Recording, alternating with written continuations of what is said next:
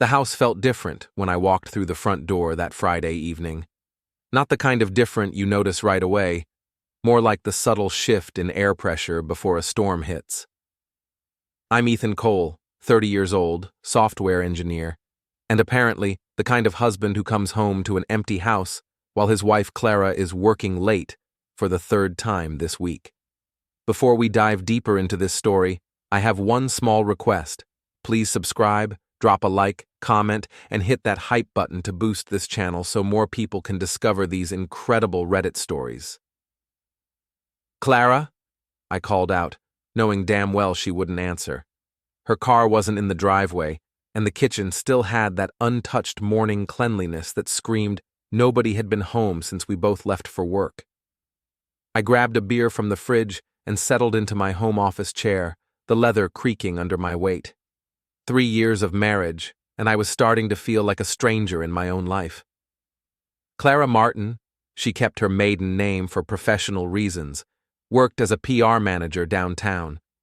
Beautiful, charming, and lately, about as warm as a Maine winter. My phone buzzed, a text from Clara. Client dinner running long, don't wait up. Love you. Love you. 2 words that used to make my chest tight with happiness. Now they just felt like punctuation marks at the end of a lie. I stared at the message for a long moment, then opened my laptop. See, being a software engineer has its perks. When Clara claimed she'd lost her iPhone last month, I'd helped her set up the new one. What she didn't know was that I'd also synced it to my Find My Friends account. Call it paranoia, call it intuition, call it whatever you want. I called it insurance. The little blue dot that represented Clara's phone wasn't at any restaurant I recognized. It was at the Riverside Boutique Hotel, about 15 minutes from downtown, the same hotel where her company sometimes put up important clients. Apparently, PR stands for panties removed, I muttered to my empty beer bottle. But here's the thing about being the nice guy for 30 years. You don't just snap overnight. You simmer, you collect evidence, you plan, and most importantly, you don't let them see you coming. I took a screenshot of the location and closed the laptop. Tomorrow was Saturday. Time to do a little investigating. The next morning, Clara was already gone when I woke up. Another text. Early yoga class with Mia, back by lunch. Mia Turner, Clara's best friend since college. Event planner, sharp tongue, and the kind of woman who knew everyone's business before they knew it themselves. If Clara was up to something, Mia would know about it. I drove to the coffee shop where I knew they went after yoga. Sure enough, there was Clara's silver Camry in the parking lot. Through the window, I could see them at their usual corner table. Clara was animated, gesturing with her hands the way she did when she was excited about something. Mia was leaning in, nodding, occasionally glancing around like they were sharing state secrets. I parked across the street and waited. 20 minutes later, they came out together. Clara hugged Mia goodbye, longer than usual, and I caught something that made me freeze.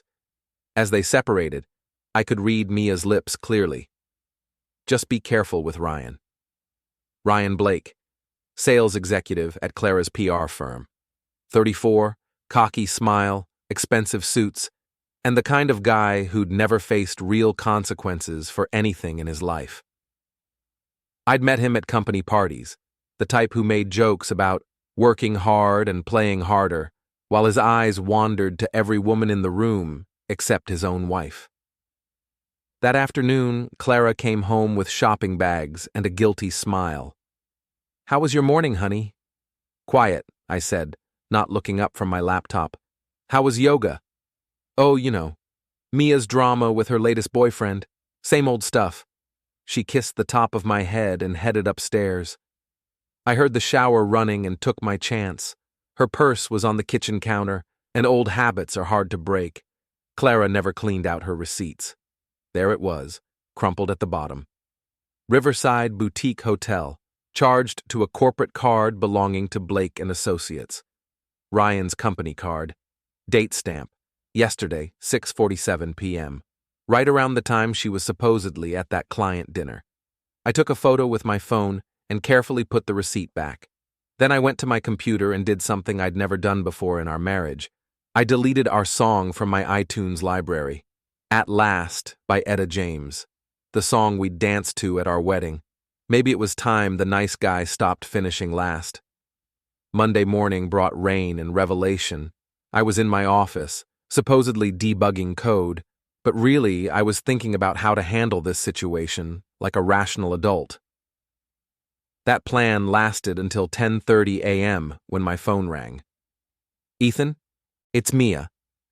Clara's best friend had never called me directly before, not once in 3 years. "Hey Mia, what's up? Can we meet? I think we need to talk." There was something in her voice, guilt maybe, or determination. "About what?" "About Clara. About what you probably already know." My heart hammered against my ribs. "I'm listening." "Not over the phone. Meet me at Murphy's bar after work. 5:30. Murphy's was a dive bar downtown, the kind of place where office workers went to complain about their bosses and drink away their problems. Dark wood, dim lighting, and enough ambient noise to cover a private conversation. I got there first and claimed a corner booth.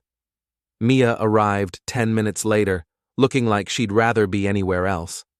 She slid into the seat across from me and ordered a whiskey neat. I was still nursing my first beer.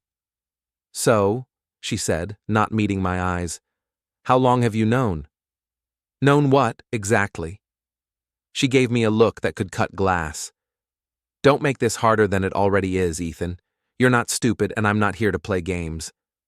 I pulled out my phone and showed her the screenshot of Clara's location from Friday night. Since then, Mia stared at the image and sighed. "She's going to eliminate me for this." "She's going to eliminate you for what?"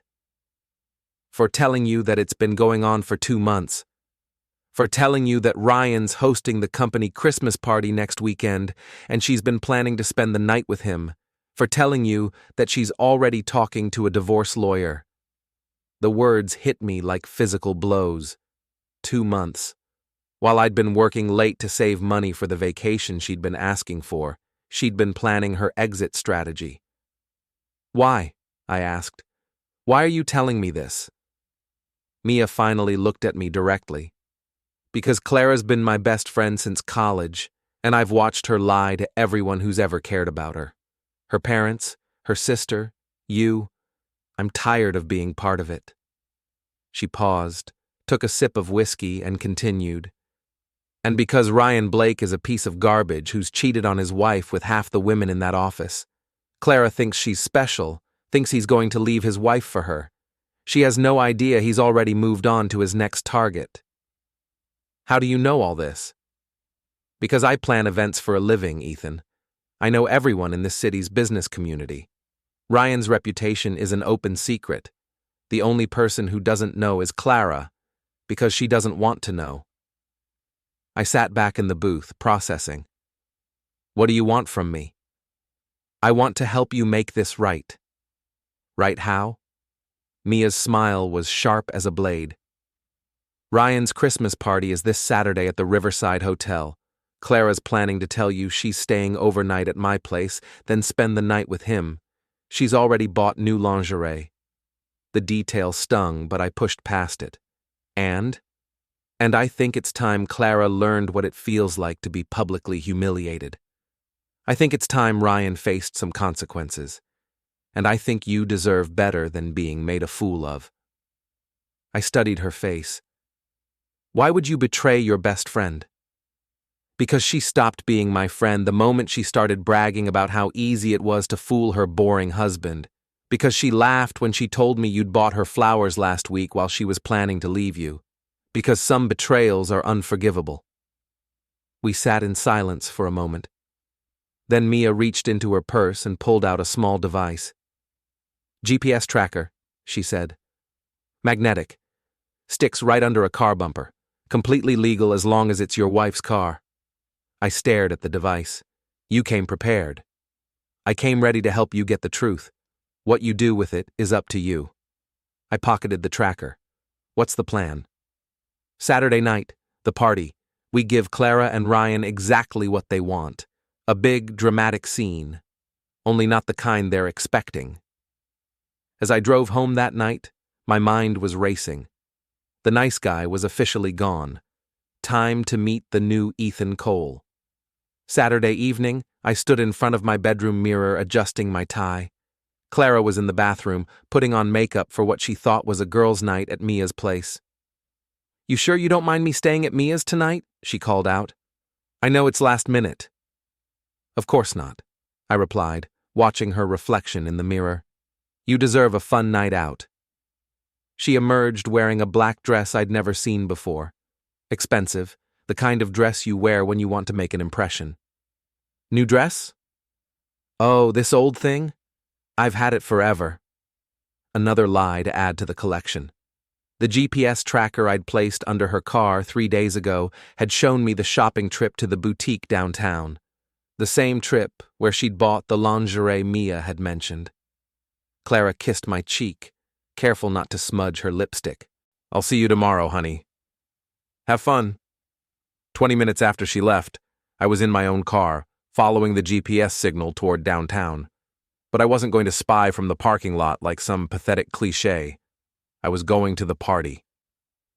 Derek Morrison, my old college roommate and current private security consultant, met me in the hotel lobby.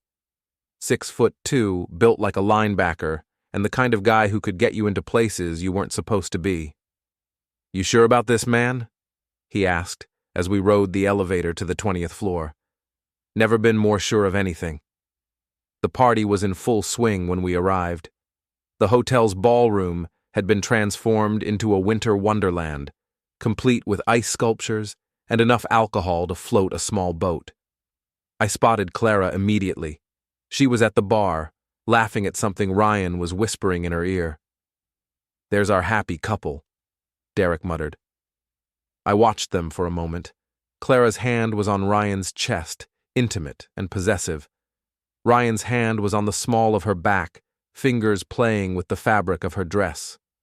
They looked like lovers, not colleagues. "Time for Act 1, I said. I walked across the room, Derek flanking me like a bodyguard. The crowd was a mix of PR executives, clients, and local business owners. I recognized several faces from previous company events Clara had dragged me to. "Ethan!" Clara's voice was sharp with surprise and panic. "What are you doing here?" "Funny story," I said, loud enough for nearby conversations to pause. "Mia called me an hour ago. Apparently, she's been sick all day and had to cancel your girls' night. She was worried about you, said you'd seemed really excited about your plans." Clara's face went pale beneath her makeup. Ryan stepped slightly away from her, his hand dropping from her back. I decided to come to the company party instead," she stammered. "I texted you." I pulled out my phone and made a show of checking it. "Weird. I don't have any texts from you, but I do have this interesting message from Mia." I held up my phone, showing a text that read, "Clara's been lying to both of us. Time for the truth." The conversations around us had stopped completely. I could feel eyes turning in our direction, phones being discreetly pulled out to record whatever was about to happen. "Ethan, please," Clara whispered. "Not here." "Not here?" I said, my voice carrying across the increasingly quiet room. "You mean not in front of your coworkers? Not in front of Ryan's wife?" I gestured toward the crowd, where a blonde woman in a blue dress was staring at us with growing understanding. Sarah Blake, Ryan's wife of 8 years. "You snake," Ryan said, stepping forward. Derek moved between us smoothly. "I wouldn't," he said quietly. Ryan looked up at Derek's imposing frame and thought better of it. "Here's what's going to happen," I announced to the room. "My wife Clara has been having an affair with Ryan Blake for the past 2 months. They've been using company resources to fund their little romance, including charging hotel rooms to corporate accounts." Gasps and murmurs rippled through the crowd. Sarah Blake was pushing through the people toward us, her face a mask of fury. They planned to spend tonight together, I continued, while Clara told me she was having a sleepover with her best friend, the same best friend who got tired of being part of the lie and decided to help me expose the truth. Clara was crying now, mascara running down her cheeks. Ethan, please stop. Stop? I laughed, but there was no humor in it. I'm just getting started. I pulled out my phone again and opened the photo gallery. Here's a receipt from the Riverside Boutique Hotel, charged to Ryan's corporate card. Here's a GPS log showing Clara's phone at that hotel while she claimed to be at a client dinner. And here, I showed the crowd a screenshot of text messages. Here are the messages Clara sent to Mia, describing in detail how boring her husband is and how excited she is to finally be with a real man. The room was silent now, except for Clara's sobbing. Sarah Blake finally reached us. Without a word, she slapped Ryan across the face so hard the sound echoed off the ballroom walls. 8 years, she said, her voice shaking with rage. 8 years of marriage, and this is how I find out? She turned to Clara.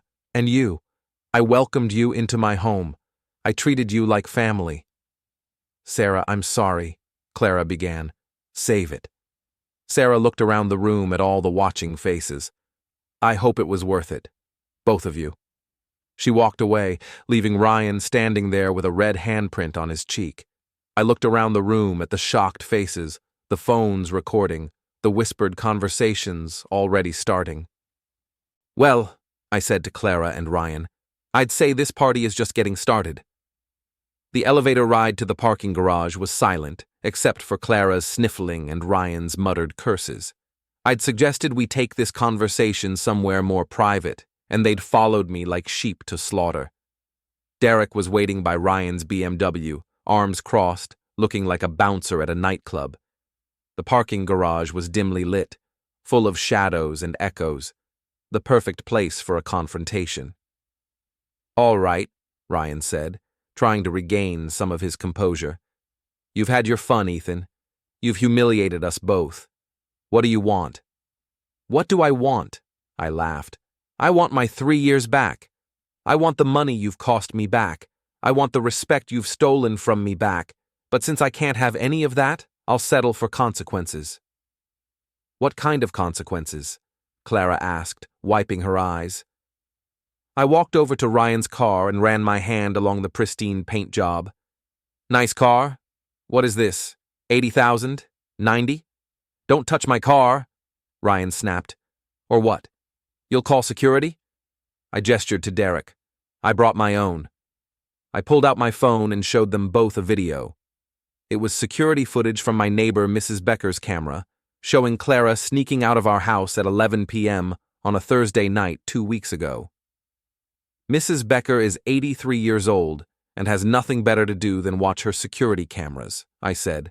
She's been documenting Clara's late-night adventures for weeks. Very thorough, Mrs. Becker. Clara's face went white. You've been spying on me? I've been protecting myself, I corrected. And it's a good thing, because I also have these. I showed them another video on my phone. This one was from the hotel's parking garage, showing Clara and Ryan in a passionate embrace next to his car. Hotel security cameras are everywhere these days, I said conversationally, and Derek here has friends in the security business. Derek nodded. Funny how helpful people can be when you ask nicely. Ryan was starting to look panicked. What do you want, Ethan? Money? I want you to resign from your job and leave town, I said simply. Both of you. That's insane, Clara protested. You can't make us do that. Can't I? I smiled. Let's see. I have evidence of you using company resources for personal affairs. I have proof of you lying to HR about your relationship status, which violates your company's anti-fraternization policy. And I have a very interesting conversation recorded between you and Mia where you discuss embezzling client entertainment funds to pay for your hotel rooms. That last part was a bluff, but their faces told me I'd hit close to home. You're bluffing, Ryan said, but his voice lacked conviction. Am I? I pulled out a small recording device. Mia's been wearing a wire to your little coffee dates for the past week. She's very thorough when she decides to betray someone. Clara sank against the concrete wall. Mia set me up. Mia got tired of being an accessory to your lies, I corrected. She got tired of watching you destroy your marriage while bragging about it. She got tired of being friends with someone who has no loyalty to anyone but herself. I turned back to Ryan. Here's the deal. You resign Monday morning. You tell your wife the truth about all of it, not just Clara, but the other women too. And you leave town within 30 days. And if I don't?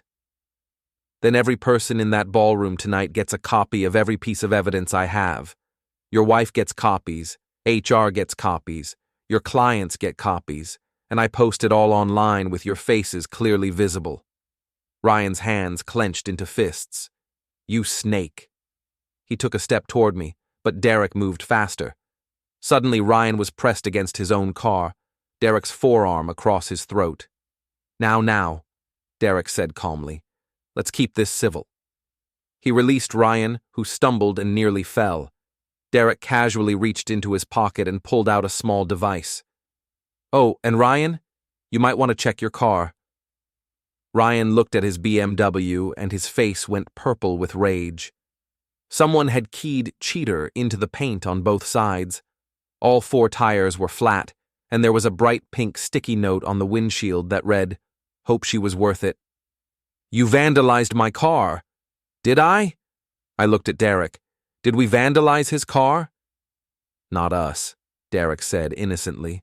Must have been someone from the party. Lot of angry people up there.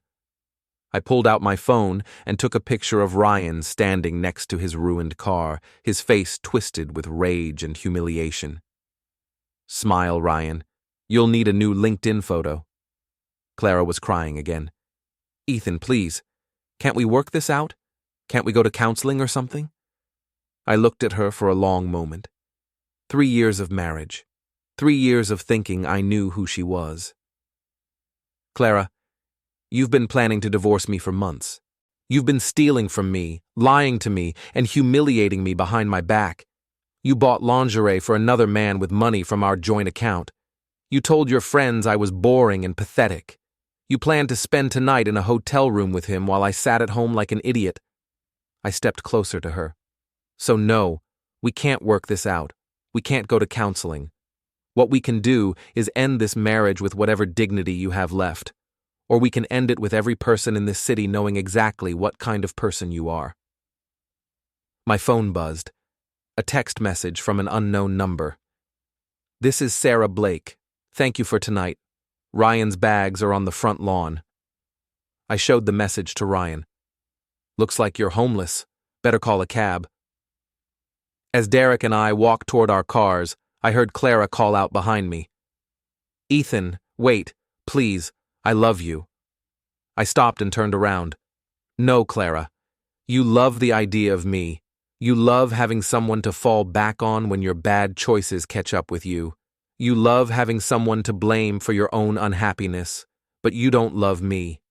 If you loved me, we wouldn't be here. I got in my car and drove away, leaving them both in the dark parking garage with Ryan's ruined BMW and the wreckage of their affair. The nice guy was officially gone, and I was just getting started. Monday morning brought phone calls. Lots of phone calls. The first was from Clara at 6 a.m., then 6:15, then 6:30. I let them all go to voicemail. The messages were predictable. Tears, apologies, promises to change, threats about the divorce settlement. The second call was from Mia at 8 a.m. This one I answered. How are you holding up? She asked. Better than expected. You? Clara's been calling me all night. She knows I helped you. Any regrets? None. She had it coming. Mia paused. But Ethan, she's not done. She's talking about fighting you on everything, the house, the savings, even trying to get alimony. I smiled grimly. Let her try. The third call was from Derek at 9 a.m. You need to see something, he said. Can you meet me at Murphy's? 20 minutes later, I was back in our corner booth at the dive bar. Derek slid a manila folder across the table. What's this? Ryan Blake's attempt to frame you? I opened the folder. Inside were printed emails, bank statements, and what looked like police reports. He tried to claim you hacked his accounts, Derek explained. Filed a report saying you'd been stalking him and Clara, that you'd threatened him with violence, that you'd hired someone to vandalize his car. Snake. Gets better. He also claimed you'd been embezzling from your own company to hire private investigators to spy on them. I looked up from the papers. Please tell me you have good news. Derek's grin was predatory. I have great news. See, Ryan made one mistake. He filed all these reports with a buddy of his in the police department, a guy who owed him favors. What Ryan didn't know is that his buddy is under investigation for corruption. And when Internal Affairs got wind of these obviously fabricated reports, they started digging deeper. Turns out Ryan's been using police resources to cover up his affairs for years. His buddy's been running background checks on the husbands of Ryan's targets, making sure they weren't dangerous. I stared at the folder. This is insane. It gets better. When IA started investigating, they found evidence of the real embezzlement. Ryan's been skimming client funds for months to pay for his affairs. Hotel rooms, dinners, gifts, all of it traceable back to company accounts. What does this mean? It means Ryan Blake is looking at criminal charges. It means his police buddy is going down with him, and it means you're completely in the clear. I leaned back in the booth, processing this information. What about Clara? What about her? Is she involved in the embezzlement? Derek's expression grew serious. That depends on how much she knew, and how much you want her to be involved. I understood what he was asking. I had the power to destroy Clara completely, or to let her walk away with just her reputation in ruins. What would you do? I asked. Honestly? She made her choice when she decided to betray you. She made it again when she decided to fight dirty in the divorce. I'd let the chips fall where they may. That afternoon, I got a call from a number I didn't recognize. Mr. Cole, this is Detective Martinez with the Portland Police Department. We need to speak with you about some allegations that have been made. What kind of allegations? It's complicated. Can you come down to the station? An hour later, I was sitting in an interview room with Detective Martinez and a woman who introduced herself as Agent Chen from the FBI's Financial Crimes Unit. Mr. Cole, Detective Martinez began, we're investigating a case of embezzlement and police corruption. Your name has come up in connection with both cases. I haven't done anything wrong. We believe you, Agent Chen said. In fact, we think you're a victim in this situation. We understand your wife has been having an affair with Ryan Blake? I nodded.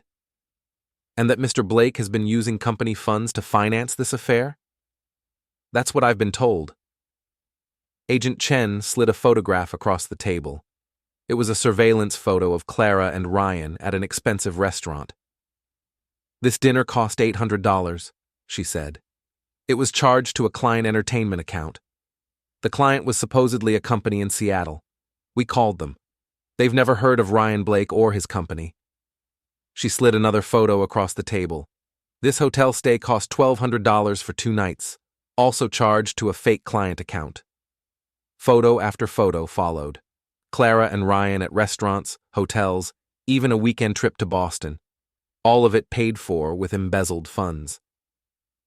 Mr. Cole, Detective Martinez said gently, we need to ask you some difficult questions about your wife's involvement in this scheme.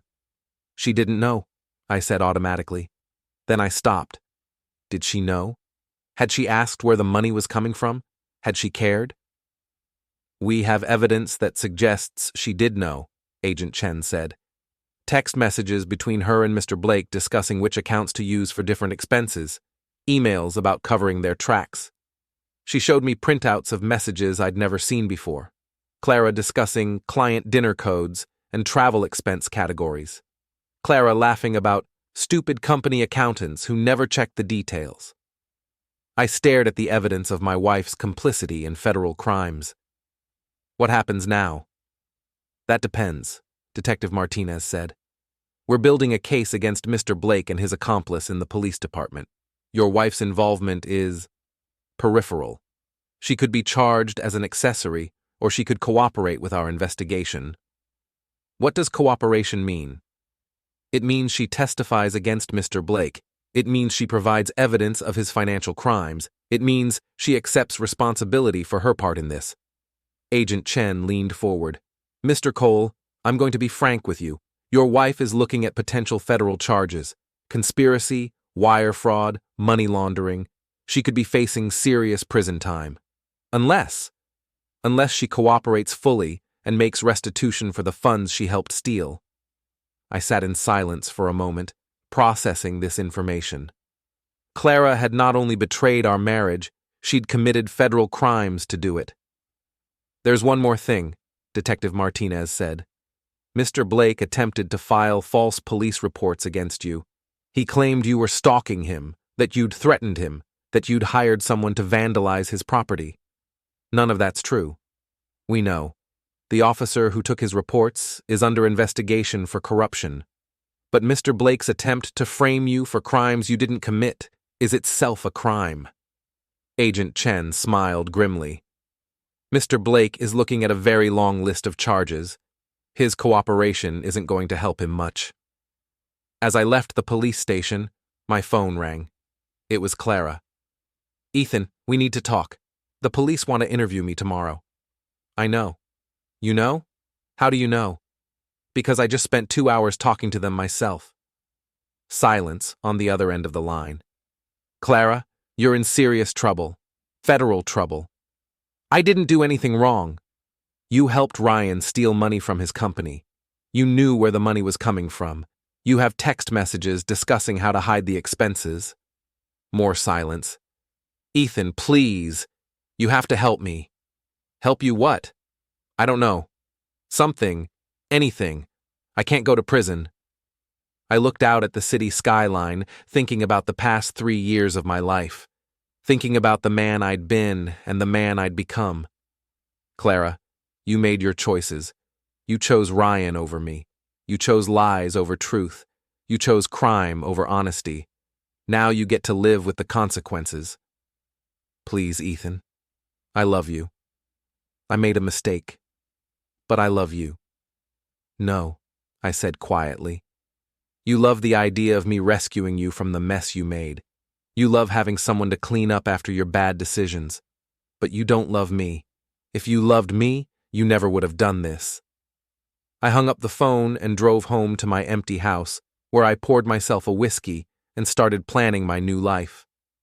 The final confrontation came on a Thursday evening at Murphy's bar.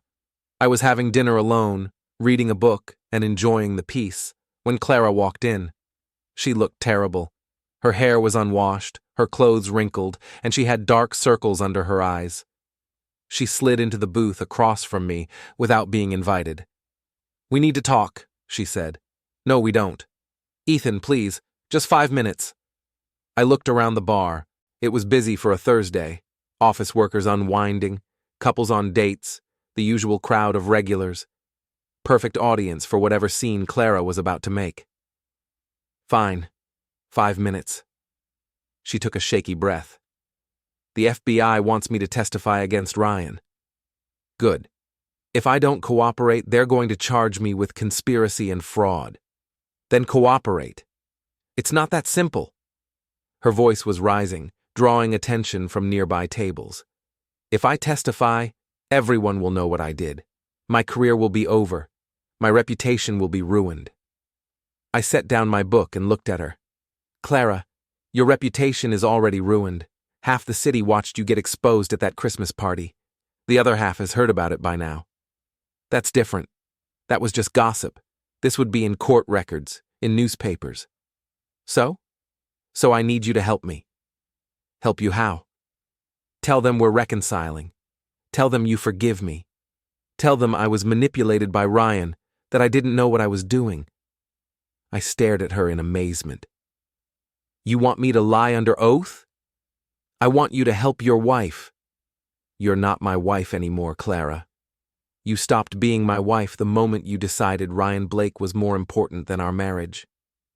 She started crying then, loud enough for the whole bar to hear. Ethan, please. I made a mistake. I know I hurt you, but I can't go to prison. I won't survive prison.